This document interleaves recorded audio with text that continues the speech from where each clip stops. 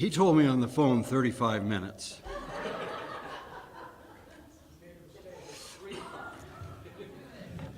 It's an honor and a privilege to be here, and you don't probably know and can't understand how sincerely I mean that. I did have an opportunity to be in Bingham, and of course had the responsibility to oversee the building of this building, and then became the principal here. And I'm going to tell you there are two different things, except for one significant item that I would choose to end with. I'll start by paraphrasing something that you've heard many times. Mistakes, let me count the ways. Mr. Glenn Marie, who, bless his heart, has passed away now, was the principal at Bingham High School up in the Canyon.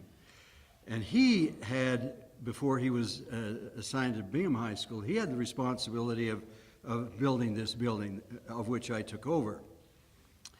And all of the people that are involved in this story now have passed away, so I can tell the story. What happened was Glenn was released from his position up there for a while, and he was asked to go down to California and work his way up through Oregon or California to Washington, Oregon, where the open concept of education was big. And indeed, he did that. He spent, in fact, 6 weeks doing that, videotaping, interviewing, et cetera, and et cetera. They wanted to know, they being the district office, every time I say that's who I'm talking about. They wanted to know what we needed to do to make this thing perfect, this whole experience perfect. Glenn Marie came back and he said to, I won't mention names, but he said to the big boys over there, he said, I've got sad news, and that is that the open concept isn't working very well in elementary school, in any of those schools, and they said for sure, please don't do it in the high school. By then, the foundations were already up, okay? And that I asked, when I took over Glenn's position, I said, can I see I won't mention names, I'd like to, but I said, can I see the presentation? And the answer was, what presentation? We're going ahead, we're going to do it. Well, we had some interesting experiences here. First of all, the school did not open on time. It'll be interesting to see, I guess I have to say a few words at the beginning of the program. It'll be interesting to see how many actually were here. We actually sat on the first day, which was 2.5 weeks after school started for everyone else. We sat in the cafeteria on rolled up carpeting, and we started Bingham High School here down in the valley. And I was standing like this at a microphone on the little stage in there. Is it still there, Scott, or did they take it down? The little stage in there, and I'm welcoming the students and everything, and all of a sudden I see out of the corner of my eye somebody coming toward me. And he's a big, burly guy with a big ladder. And he's on top of that ladder, and he's putting in the tiles. And then he comes down and he moves over like this. And he just moved right in front of me without saying a word. I mean, it was a great experience. Well, I don't want to take too much. How much time do I have? 5 minutes? So the first week of school, Elma Wanker, I will bless her heart to tell you, she said, Tom, you got to come up. She said, and we were in an area as big as this, well, not quite as big as this, and she was in this corner teaching honors English, and Dave Judd was in this corner teaching advanced placement in English, and Mrs. Romero was over here teaching Spanish, and somebody else was over here, I can't remember, and she said, come with me. And so we went to the corner of this room, and you could choose which lecture you wanted to hear. And you could hear it just as well. Anybody in that whole scenario could hear all 4 of those teachers at once. Well, I had tried with all of my heart to not have the open concept. In fact, Woody Eiler was the manager here representing the district.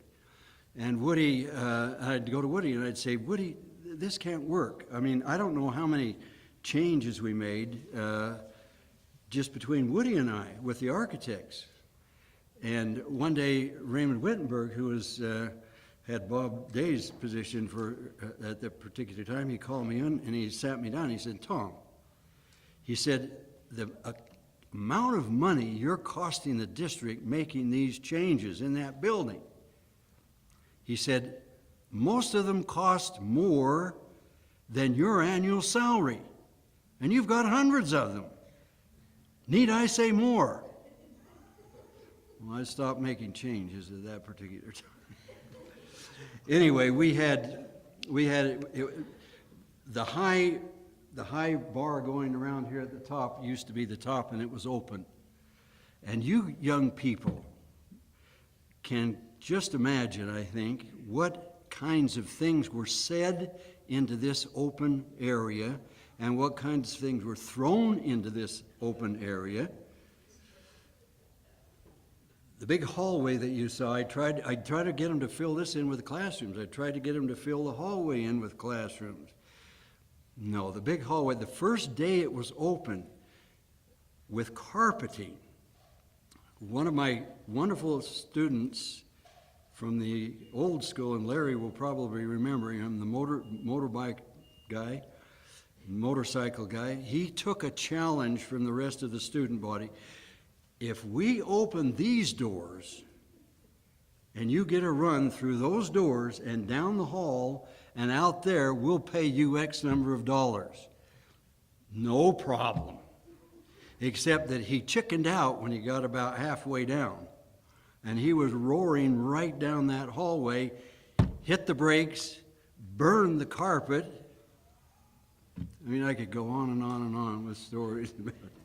Anyway, we survived. Great student body. There's no question about it. The student body changed. Larry mentioned the old real Bingham up in the canyon. When I was appointed to be the principal up there by Don Poor, he said, Tom, I want you to go up there and walk in the front door. He said, not very many people use the front door. They usually get them in the back doors. He said, I want you to, and then I want you to come and tell me about the experience. And I'm telling you, my friends, that when I walked in that door, it was a religious experience. A huge seal on the floor that was sacred to those kids up there. You could feel the tradition. And the only reason I say that is that is the exact same thing that got us through the problems we had that first year we were here.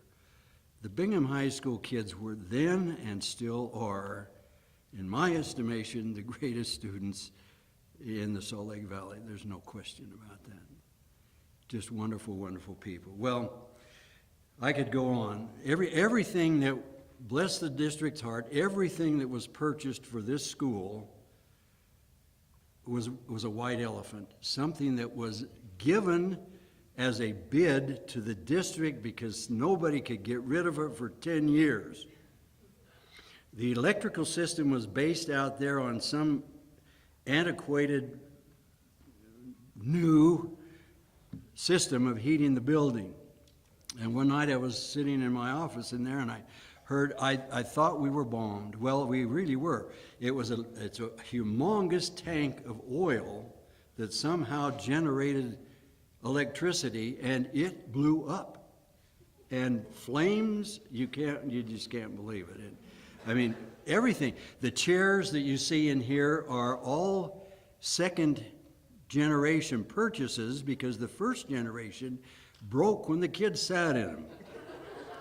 The basketballs honestly looked like footballs.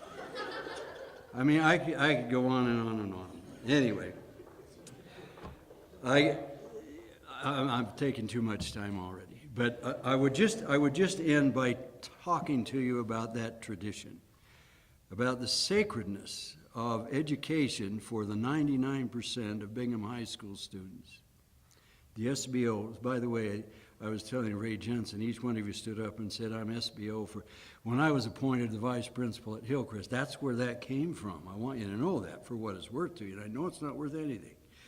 But when I first went to work there as the vice principal, I asked the SBOs to come in, the student body officers to come in, and they were seated outside of the office in the hallway. And Mr. Schick, who was the principal, held me in his office a little too long, and they were getting a little antsy, and I walked into the hallway, and they didn't know me from Adam, and I said, what are you SBOs doing here? And of course, they didn't know what the crap I was talking about, and they thought I had mixed up my letters. And from then on, there was the SBOs. Anyway, let me give you one experience to tell you who are not familiar with the kinds of students I believe the Bingham High School students, well, I know they were and still are now. We used to, believe it or not, park the buses at the old school. There was a bus garage up there. And so in the winter, well, anytime, they would take the kids home, then come back up there, and then they for the west side of the valley. One winter we had a horrendous snow through the winter, and what the student athletes used to do is park their cars back there so that they were available to them when they would leave.